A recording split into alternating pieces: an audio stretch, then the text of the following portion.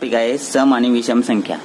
बघा आता समजा मी इथं हे गोट्या घेतल्या आहेत, या 4 गोट्या होत्या 1 2 3 4, त्याचे सारखे 2 भाग झाले की नाही, मग याला म्हणायचं समसंख्या। जे 2 भाग ज्या संख्येचे 2 भाग होतात ना सारखे त्याला समसंख्या म्हणतात।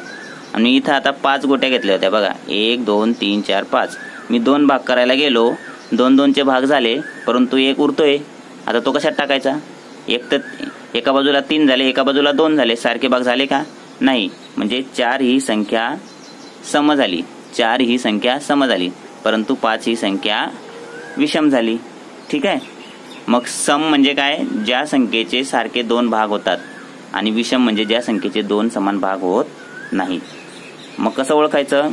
ज्या संख्येच्या शेवटी म्हणजे एकक स्थानी 0 असेल, 2 असेल, 4 असेल, 6 असेल आणि 8 असेल, अशा सर्व संख्या कशा असतात? अशा सर्व संख्यांचे समान 2 भाग होतात, म्हणजे त्या समसंख्या झाल्या। आणि ज्या संख्येच्या शेवटी 1 असेल, 3 असेल, 5 असेल, 7 असेल, 9 असेल, तर अशा सर्व संख्या या विषम असतात, म्हणजे त्यांचे सारखे 2 भाग होणार नाहीत। तर तुम्ही प्रयोग करून बघायचा तुम्ही घरी। आता बघा हे त्यांनी काय म्हटलंय, 9 24 67 89 36 98 20 33 66 आणि 4 या संख्यांचे सम आणि विषम असे वर्गीकरण आपल्याला करायचं आहे। इकडे सम लिहायचे आणि इथं विषम लिहायचे, सारखे 2 भाग। आता बघा 9 सारखे 2 भाग होतील का? नाही होणार, म्हणजे एक्झॅक्टली पूर्णांकात नाही होणार। ठीक आहे, मग 9 ला काय लिहू आपण? विषम संख्या। 9 कुठे येईल? विषम संख्येत, कारण की ते 4 4 9 चे कसे तुकडे होतील? 4 4 8 झाले पण 1 उरेल नाही का, म्हणून ही विषम संख्या। आता 24 चे होतील की नाही 12 12, म्हणून ही समसंख्या। 67 शेवटी 7 आहे ना, मग शेवटी 7 जर असेल 1 3 5 7 9 तर काय म्हणायचं? विषम। मग 67 इकडे आला। 89 शेवटी 9 आहे म्हणून विषम, शेवटी 9 विषम असतो ना। 36 शेवटी 6 असेल तर समसंख्या असते, म्हणजे 36, बरोबर की नाही? 18 2 36, 18 18 चे 2 भाग होतील। 98 पण सम आहे, शेवटी 8 आला की सम। कसे भाग होतील 98 चे? 49 49। 20 10 10 चे 2 भाग, सॉरी 20, बरोबर, ही 20 पण समसंख्या। 33 2 समान भाग होत नाहीत म्हणून ती इकडं विषम संख्या। 66 33 33 चे 2 भाग होत, अरे 66 ही समसंख्या, कारण 33 33 चे 2 भाग होतील। आणि शेवटचे आहे 4, 4 सुद्धा समसंख्या आहे, कारण 2 2 चे भाग होतील। अशा तऱ्हेने आपण त्यांचं वर्गीकरण करू शकतो। आता सोडून पाहू। दिलेल्या अंकापासून 4 अंकी संख्या तयार करून लिही आणि वाच।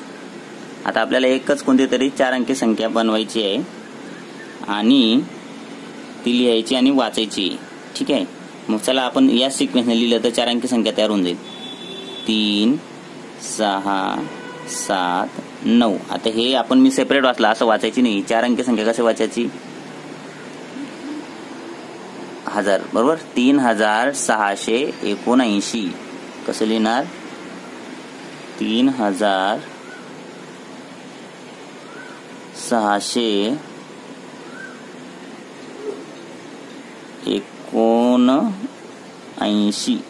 ठीक आहे, पुढचा प्रश्न आहे, खालीलपैकी सर्व संख्या सम आहेत।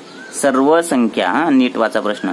असा गट ओळखायचा आहे आणि त्या गटाचा क्रमांक आपल्याला या क्रमांक चौकटीत लिहा। मग 22 38 36 10 सर्व संख्या सम आहेत का? शेवटी 2 असेल, 8 असेल, 6 असेल, 0 असेल, ते सर्व संख्या सम असतात। मग या सर्व संख्या सम आहेत। आता याच्यात बघूया बरं, चेक करूया तरी। ही सम आहे, 12 सम आहे, 35 विषम आली, इथं 35 विषम आली। 42 सम आहे, 10 पण सम आहे। आता इकडे बघा 11 विषम आहे, 21 विषम आहे, 31 या सर्व विषम आहेत। नंतर 32 सम आहे, 23 विषम, 36 सम आणि 63 विषम, बरोबर। आपल्याला काय सांगितले? सर्व सम म्हणजे पहिला। ठीक आहे, 3456 पुढीलपैकी कोणते रूप योग्य नाही? म्हणजे 3 रूप योग्य आहेत, एकच रूप चुकीचं आहे। बघूया, 3000 बरोबर आहे, 400 पण बरोबर आहे, 56 एकक, हां दोघं मिळून एकक आपण लावू शकतो त्याला, मग हे बरोबर आहे। नंतर 3000 बरोबर, 4 शतक बरोबर, 5 दशक बरोबर आणि 6 एकक हे पण बरोबर आहे।